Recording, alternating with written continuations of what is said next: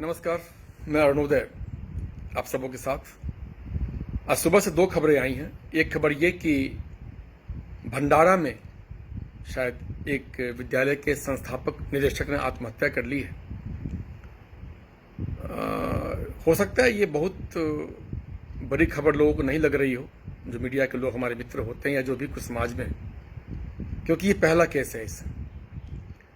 और दूसरी खबर ये कि मुझे कल देखा, मैंने वो ट्वीट भी देखा, मैंने फेसबुक देखा, या बहुत सारे मेल भी देखा मैंने, कि माननीय केंद्रीय जो शिक्षा मंत्री हमारे हैं, उन्होंने सब विद्यालयों से आग्रह किया है कि जो आगामी जो अभी सत्र चल रहा है विलंब से शुरू होगा, संभावना है, तो कोर्स कितना कम किया जाए, क्लास कैसे चलाए जाएं, क्या व्यवस्था की जाए, सब उसके बारे में सुझाव मांगे गए हैं उसके बारे में। एक खबर कल देखी थी मैंने कि विद्यालय को शायद शुरुआत करने की बात है, तो शायद जुलाई या अगस्त में शायद खोलने की बात हो रही है, विद्यालयों को खोलने की। ये तीन खबरें ऐसी हैं जो इस पर बातें करनी आवश्यक है। पहली खबर ये कि जो आत्महत्या वाली बात हमने सुनी, ये दुखद है, उस परिवार पर क्या बीत रही होगी हम सब समझ सकते हैं। किसी परिवार के बीच से एक व्यक्ति का चला जाना, और शायद बीमारी में नहीं गए, शायद वो आर्थिक दबाव रहा हो, विद्यालय नहीं चलने की बात हो रही हो, भविष्य के प्रति अनिश्चितता का माहौल हो। ये तो हम देखेंगे कि आप सबको जानकारी मिलेगी कि आखिर बात क्या है। लेकिन कभी सोचा है आपने इसके बारे में कि आखिर ऐसी स्थिति आ क्यों रही है? हमने पहले भी इसी माध्यम से कितने लोगों से आग्रह किया था कि एक बात हम सबको अपने मन में और जहन में बिठानी पड़ेगी। अगर इस कठिन परिस्थितियों में हमने एक दूसरे का सहारा नहीं दिया, एक दूसरे का संबल नहीं बने, आधार नहीं बने, तो अनर्थ हो जाएगा। सारी व्यवस्थाएं रखी की रखी रह जाएंगी। आपके रोड, बिजली, पानी, एरोप्लेन, ट्रेन सब चलते रहेंगे, लेकिन जो हमारे जीवन की जो आवश्यकता है, जो हमारा आधार है, वो खत्म हो जाएगा। हम रह नहीं पाएंगे उसके बिना। कभी सोचा है इसके बारे में कि जिस तरह शिक्षा के प्रति, शैक्षिक जगत के प्रति जो उदासीनता हो रही है? मैंने कितनी बार भाषण सुना वित्त मंत्री जी का भी, मैं नाम नहीं बोलूंगा, लेकिन मैंने कितने संबोधन सुने। किसी भी बड़े स्तर से विद्यालयों के प्रति, संस्थानों के प्रति कोई सकारात्मक पक्ष नहीं आ रहा। आखिर विद्यालय करें क्या, चलाएं कैसे, बने कैसे रहें? अगर विद्यालय नहीं चलने चाहिए, अगर ये एक अनावश्यक व्यवस्था है, तो बंद क्यों नहीं करते? एक घोषणा कर दीजिए, सारे विद्यालय आज से बंद किए जाते हैं अगले आदेश तक। दबाव तो नहीं बनेगा। लेकिन इस अनिश्चय की स्थिति में विद्यालय चलने भी हैं, बच्चों को आना भी है, खर्च को मेंटेन भी करना है, और कभी कभी कुछ सरकारी पदाधिकारियों द्वारा या मीडिया हाउस के बारे में कभी कभी ये खबर आ जाती है, पता नहीं खबर आती कहां से है, कि सरकार ने यह घोषणा कर दी है कि अभिभावकों को फीस नहीं देना है। जो विद्यालय फीस लेंगे उन्हें जेल भेज दिया जाएगा। एकदम भेजिए हुजूर, आप सरकारी हैं, आप माई बाप हैं, राष्ट्र के बड़े अधिकारी हैं। सारे विद्यालय वालों को बंद जेल भेज दीजिए। टंटा खत्म हो कम से कम उन पर यह दबाव तो नहीं रहेगा सारे कर्मचारियों को सैलरी देने का, गाड़ियों का इंस्टॉलमेंट देने का, जो बैंक से लोन लिया गया मकान बनवाने के लिए, उसके लिए कुछ दिन ही सही जेल में आराम से बैठेंगे तो कम से कम सब लोग। आप ये सोचते क्यों नहीं इसके बारे में? कोई घोषणा क्यों नहीं होती है? राहत पैकेज अगर आप नहीं दे सकते हैं, एक सकारात्मक पक्ष तो सामने रखिए। मैं विद्यालय से जुड़ा हुआ हूं, मेरे कुछ छोटे विद्यालय चलते हैं, कुछ बड़े विद्यालयों से मेरी सहभागिता है, और मैं 2 बच्चों का अभिभावक भी हूं। तो मैं दोनों पक्ष की ओर से मैं बातें करना चाहता हूं। जिन बच्चों का मैं अभिभावक हूं, जो हमारे बेटे हैं, अगर उनके विद्यालय में मैं अगर फीस नहीं दूंगा, तो वे विद्यालय वाले वही समस्याओं से रूबरू होंगे जिन समस्याओं से आज हम रूबरू हो रहे हैं विद्यालय के संचालक होकर। अगर हम सक्षम हैं, यह मैंने कभी नहीं कहा कि जिनके साथ समस्या है, उनकी नौकरी चली गई है, अर्थ का अभाव है, धन नहीं है, समस्या आ गई, कोई बात नहीं। मैंने पहले भी आग्रह किया था, विद्यालय के संपर्क में रहिए, सूचना दीजिए। जब आप सक्षम होंगे तब जमा कर दीजिएगा। लेकिन यह जो मैं एक प्रवृत्ति में देख रहा हूं कि हम सक्षम हैं, ईश्वर ने सब कुछ दिया है, खाने पीने घूमने पहनने, आपकी गाड़ी भी चलनी शुरू हो गई। लॉकडाउन खत्म हुआ नहीं कि आपकी थोड़ी बहुत शॉपिंग शुरू हो गई, आपने घूमना शुरू कर दिया, शौक मौज भी थोड़े बहुत सीमा में आपने शुरू कर दिए हैं, तो फीस क्यों नहीं दे रहे हैं आप? कभी सोचा है?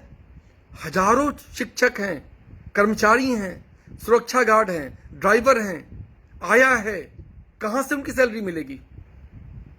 फरवरी के बाद से पैसा कहीं नहीं आ रहा है विद्यालय में। इतना तो कीजिए कम से कम, और कोई दूसरा शुल्क अभी देना भी नहीं है आपको। जो आपके बच्चे की जो मासिक शुल्क है वो तो जमा कर दीजिए कम से कम।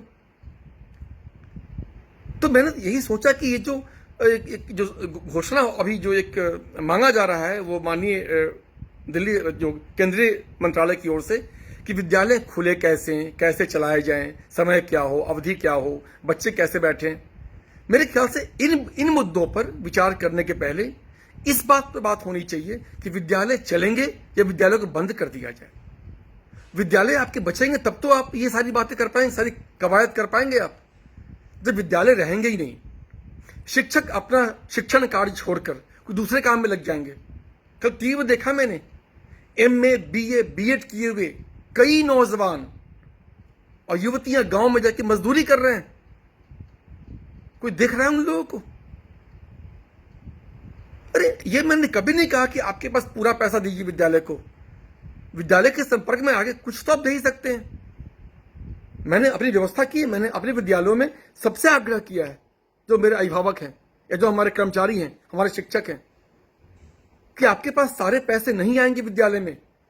हजारों की नौकरियां जा चुकी है, मंदी का समय है, पैसे की दिक्कत है। तो जब पैसे कम आएंगे तो पूरी तनख्वाह भी नहीं हम आपको नहीं दे पाएंगे। तो सबने सहर्ष स्वीकार किया कि सर कम से कम इस आपदा में नौकरियां बची रहे, घरों का चूल्हा जलता रहे, यह आवश्यक है। तो कुछ ऐसे अभिभावक हैं जो फीस जमा कर रहे हैं, और उन्हीं के भरोसे हम आपको आज ये कहने में मुझे अच्छा लग रहा है कि हम कम से कम कई कर्मचारियों का जो वेतन है पूरा नहीं, आधा ही से ही दे पा रहे हैं। बाकी बाद में देखी जाएगी। वरना अगर ये जो प्रवृत्ति अगर नहीं रुकी ना, हम फीस नहीं देंगे, सरकार ने कह दिया है, सरकार ने कहां का कुछ कहा है। अगर सरकार कह दिया है तो सरकार से नोटिफिकेशन करवा दीजिए सारे विद्यालयों को कि सारी फीस हम देंगे अपनी ओर से। इसमें क्यों नहीं हम आगे आते हैं? इस पर सोचने की आवश्यकता है। और ये जो घटना घटी ना भंडारा में, ये पहली घटना है, क्योंकि कोई संचालक, कोई व्यवस्थापक, कोई जो संस्थापक होता है विद्यालय का, उसकी जान बसती है विद्यालय में। सारे जीवन की मेहनत की जो कमाई उसकी है ना, मेहनत, पैसा, सारा दाव लगाता है वो अपने विद्यालय को स्थापित करने में। अगर वही विद्यालय में जब वो कुछ नहीं कर पाता है, अपने कर्मचारियों को वेतन नहीं दे पाता, वो रोजाना के खर्चों को नहीं मीट कर पाता है, वो तो क्या करेगा? इस पर सोचने की आवश्यकता है। और ये जब क्रम बन जाएगा, लगातार ऐसी घटनाएं होने लगेंगी, तब शायद हमारी आंखें खुलेंगी। तब तक ये देर तो नहीं हो जाएगी हम सबों के लिए। अभी देखा मैंने कि कल मैं बताऊं, कल जो एक मेरी खबर आई कि विद्यालय खुलने चाहिए। लोभ है हमारा ये, हम विद्यालय वालों का ये लोभ हो सकता है कि अगर विद्यालय खुलेंगे तो थोड़े पैसे आ जाएंगे, हम खर्चों को मीट कर सकते हैं, हम अपने कर्मचारियों को तनख्वाह दे पाएंगे। ये मैं मानता हूं, ये लोभ है कि पैसे आने से समस्याओं का अंत होगा। नहीं सोचा है कभी आपने, जिन समस्याओं से बचने के लिए हम विद्यालय खोलने की पूरी जोर वकालत कर रहे हैं, खुलने के बाद क्या होगा? मैं छोटे बच्चों का मैं विद्यालय चलाता हूं, मुझे घबराहट है, मैं कांप रहा हूं। छोटे छोटे बच्चे जिन्हें घर में अपना पैंट पहनने नहीं आता, अपने बस्ते को ठीक से रख नहीं सकते, उनके वाटर बोतल भी जो आया होती है वो रखती है, उन बच्चों के चेहरे को पोंछ के हम घर भेजते हैं वापस। उनकी नाक से बहता होता है वो जो हमारी टीचर से या जो मेड है वो साफ करते होते हैं बच्चों के। उन बच्चों से क्या उम्मीद करते हैं? बच्चे मास्क पहनेंगे, सोशल डिस्टेंसिंग करेंगे, तरीके से हाथ धोएंगे 20 सेकंड तक। ये पूरी तरीके से काल्पनिक कहानी मुझे लगती है। इतने समझदार बच्चे हमारे नहीं होते। छठी, सातवीं, आठवीं, नौवीं के बच्चे तो उनको बताना पड़ता है स्वास्थ्य क्या है, हाइजीन क्या है, स्वच्छता क्या है। जिस देश में आजादी के 70 साल के बाद भी यह सिखाया जाता है कि शौचालय का प्रयोग करना चाहिए, उस देश के छोटे बच्चों से हम कैसे कल्पना कर सकते हैं, कैसे उम्मीद कर लें कि बच्चे कोरोना से बचने के लिए सारे उपाय खुद ही करेंगे। मैंने सुना, मैं जानता नहीं हूं, 2-3 देशों ने खोला था, इजराइल ने खोल दिया, पता नहीं कहीं खोला था लोगों ने विद्यालय को, और 1 सप्ताह में बंद करना पड़ा। हजारों केस उसकी वापस आ गए फिर कोरोना पॉजिटिव के। एक छोटे बच्चे को अगर हल्की सी छींक आ जाएगी, छींक, खांसी आ जाएगी, भगवान न करे वो कोरोना का हो, सर्दी खांसी की भी अगर छींक आ गई ना, पूरा विद्यालय पैनिक हो जाएगा, पूरा स्कूल पैनिक हो जाएगा, सारे बच्चे पैनिक में हो जाएंगे, सारे कर्मचारी उसके पैनिक में हो जाएंगे। किस तरह से हम ये सोच सकते हैं कि छोटे बच्चों का विद्यालय खोल दिए जाए? मैंने कितने लोगों से बातें की, कई हमारे पेरेंट्स हैं, उन्होंने कहा कि सर हम बच्चों को विद्यालय नहीं भेजेंगे, हमारे लिए बच्चे महत्वपूर्ण हैं। 1 साल बच्चा पीछे भी रह गया क्लास में, कोई बात नहीं, बचेगा तो फिर पढ़ा लेंगे उसको हम लोग। तो मैं दोनों पक्ष से बात कर रहा हूं, मैं अपनी बात कर रहा हूं। मेरा बेटा थोड़ा बड़ा हो गया है, 11वीं क्लास में है वो, 11th में, शायद मैं भी उसको विद्यालय अभी नहीं भेज पाऊं। मैं बात करूंगा जाके वहां के प्राचार्य से कि जिस प्रकार अभी आपने क्लास चलाया था ऑनलाइन, आप क्लास चलाते रहिए, पढ़ाई थोड़ी बहुत कम ज्यादा होती रहेगी। बच्चे अगर स्वस्थ रहेंगे, सुरक्षित रहेंगे, अगले वर्ष फिर पढ़ा लेंगे उसको हम।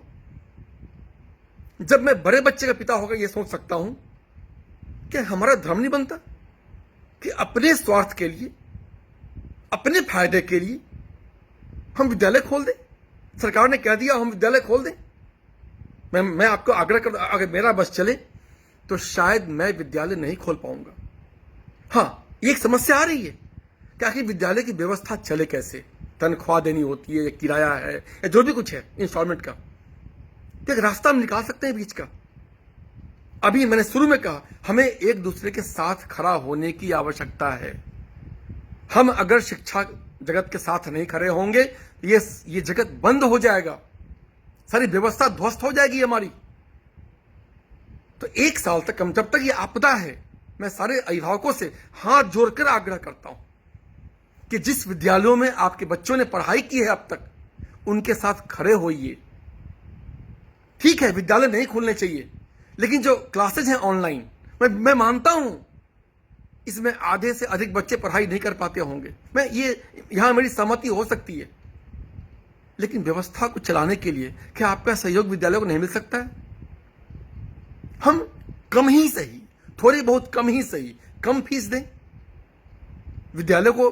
इतनी फीस अगर मिल जाए कि विद्यालय अपनी व्यवस्था को चला सके, लोगों को निकालने की नौबत नहीं आवे, जो हमारे शिक्षक हैं उन्हें कार्य छोड़ने की नौबत नहीं आवे, विद्यालय चलता भी रहेगा, बच्चे घर में सुरक्षित भी रहेंगे, और जब सब कुछ ठीक हो जाएगा, दुगने उत्साह से, दुगने जोश और ऊर्जा से हम पूरा विद्यालय में हम वापसी करेंगे बच्चों के साथ। इसमें गलत क्या है? ये आश्चर्य होता है, ये जो संवेदनहीनता की जो हम इतने आखिर सोचते क्यों नहीं इसके बारे में हम लोग। छोटे बच्चों के विद्यालय खोलना अभी कहीं से उचित नहीं है। साथ ही यह भी आवश्यक है जो हमारे अभिभावक हैं वो विद्यालय के साथ खड़े हों, पूरा नहीं सही, इतनी धन की व्यवस्था विद्यालय को हो जाए कि शिक्षक वहां से हटे नहीं, उनके घरों का जो चूल्हा है वो बुझे नहीं, जो हमारे कर्मचारी हैं वो कम से कम खाते पीते रहें, जीवित रहें, ज्यादा आवश्यक है। कहा था ना, जान है जहान भी है, हमें जान भी बचानी है और जहान भी बचाना है। विद्यालय नहीं आकर, विद्यालय में हम बच्चों को नहीं भेजकर जान तो बचाएंगे ही, लेकिन ऑनलाइन क्लासेस करवाकर किसी माध्यम से बच्चों के साथ हम थोड़ा बहुत अगर पढ़ा सके बच्चों को, ये सब कराकर हम जहान भी बचा सकते हैं। तो मेरे ख्याल से जो प्लानिंग हो सिलेबस के बारे में या कोर्स कंप्लीशन के बारे में, इस पर बात करने से अधिक महत्वपूर्ण है हम इन बिंदुओं पर देखें। वैश्विक स्तर पर हम सर्वे करें कि जिन जिन देशों ने विद्यालय संस्थान खोले वहां क्या स्थितियां आई।